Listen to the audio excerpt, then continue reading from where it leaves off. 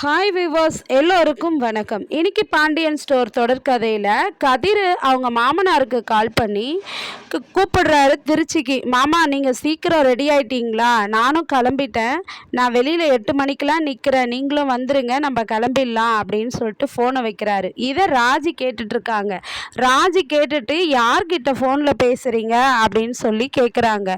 ஒன்றும் இல்லை ராஜி, என்னுடைய ஃப்ரெண்டு முத்து, அவன் திருச்சிக்கு போகிறான் இன்னைக்கு, அதனால் நானும் போகலான் இருக்கேன் அப்படின்னு சொல்லிட்டு சொல்கிறாரு கதிர். அதை கேட்டு இருந்துட்டு என்ன இவர் வித்தியாசமாக இருக்காரு இன்னைக்குன்னு ராஜி யோசிக்கிறாங்க. அதுக்கப்புறமா அதே போல் முத்துவேல் வீட்டில் முத்து யோசிச்சுட்டு பெட்ரூமில் உட்காந்துருக்காரு. அவங்க மனைவி வடிவு வராங்க. என்னங்க நீங்கள் சாப்பிடவே இல்லை, ரூம்குள்ளவே அடைஞ்சு கிடக்குறீங்க, ஏன் இப்படி இருக்கீங்க? உங்களை பார்த்தாவே எனக்கு கவலையாக இருக்குது அப்படின்னு சொல்கிறாங்க. உடனே அவர் ஏன், நான் நல்லா தான் இருக்கிறேன், நீ ஏம்மா கவலைப்படுறவா, நான் இப்போ உனக்கு சாப்பிடணும் அவ்வளோதானேன்னு உக்காந்து சாப்பிட்ற. ஒரே ஒரு சப்பாத்தி தான் சாப்பிட்டு எழுந்து போயிடுறாரு. அதுக்கப்புறமா மீனாவுக்கு மீனா மயிலுக்கு கால் பண்ணுறாங்க.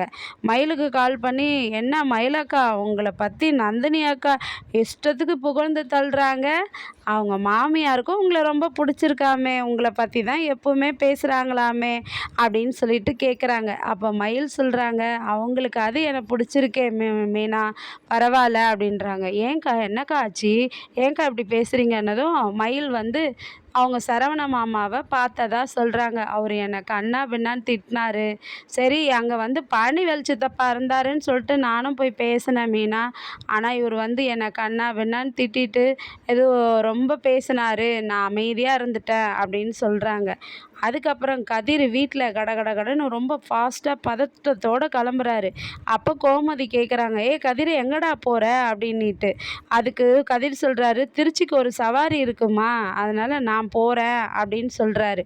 சொன்னதும் என்னது, திருச்சிக்கு சவாரிக்கு ஏன்டா நீ போகிற, வேறு டிரைவர் இல்லையான்னு கேட்குறாங்க.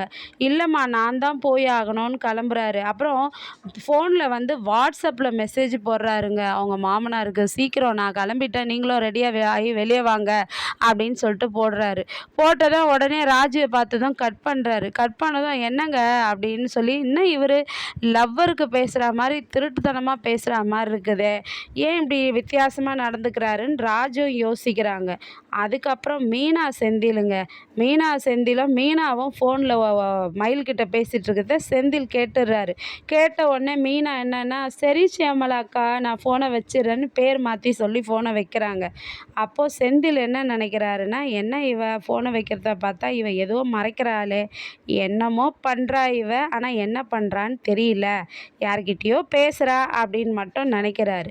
அதுக்கப்புறம் அவங்க ஃபோனை வச்சுட்டு போனதுக்கப்புறம் செந்தில் அந்த ஃபோனை எடுத்து பார்க்குறாரு. யார்கிட்ட தான் மீனா பேசுனாங்கன்னு பார்த்தாக்கா ஷேமலா அக்கான்னு தான் டைப் பண்ணியிருக்கு. இருந்தாலும் என்ன இது அப்படின்னு சொல்லிட்டு வச்சிடுறாரு. அதுக்கப்புறமா கடன்னு கிளம்புறாங்க இவங்க. மீனா கிளம்புனதும் போயிட்டு வராங்கன்றாங்க. எங்கே மீனா போகிற, சேமலா அக்கா கூட போறியான்னு கேட்குறாரு. இல்லைங்க அப்படின்றாங்க. இல்லை, உன் மேலே ஒரு டவுட்டாக இருக்குதே, உங்கள் மயில் அக்கா, தங்க மயில் அக்கா கிட்ட பேசுகிறியா என்னன்னு கேட்குறாரு. இல்லைங்க, அதெல்லாம் நான் பேசலைங்க அப்படின்றாங்க. நீ பேசுகிறியா இல்லை என்ன திருட்டுத்தனம் பண்ணுறியோ தெரியல அப்படின்னு அவரும் புலம்புறாரு. அப்புறம் முத்துவேல் அவங்க வீட்டில் நான் கிளம்புறேன் வடிவுன்னு சொல்கிறாரு.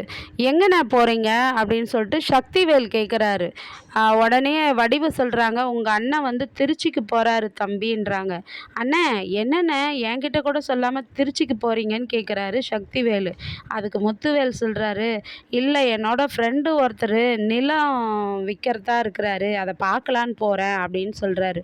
என்னென்ன ஊரை விட்டு ஊர் போய் நிலம் வாங்குறதாலாம் இருக்கீங்க, நிலம் பார்க்குறேன்றீங்க, நீங்கள் எனக்கு சொல்லவே இல்லையே, நானும் வரேனே அப்படின்னு சொல்கிறாரு. இல்லை வேண்டாம் அப்படின்னு சொல்கிறாரு முத்துவேலு. அதுக்கப்புறம் வெளியில் கதிர் அவங்க மாமாக்காக வெளியில் நின்றுட்டுருக்கிறாரு. அதை சக்திவேல் பார்த்துடுறாருங்க. பார்த்துட்டு, அண்ணே, என்னண்ணே அந்த பையன் உங்களையே குறு நின்று பார்த்துக்கிட்டு இருக்கிறான், என்னண்ணா நடக்குது அப்படின்னு சக்திவேலும் முத்துவேலு மேலே சந்தேகப்படுறாரு.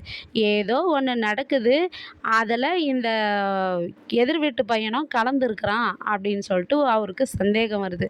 நாளைக்கு அந்த சந்தேகத்தை பின்னாடியே போய் கண்டுபிடிக்கிறாரா இல்லை என்ன பண்ணுறாருன்னு பொறுத்திருந்து வெயிட் பண்ணுவோம். நன்றி, பாய்.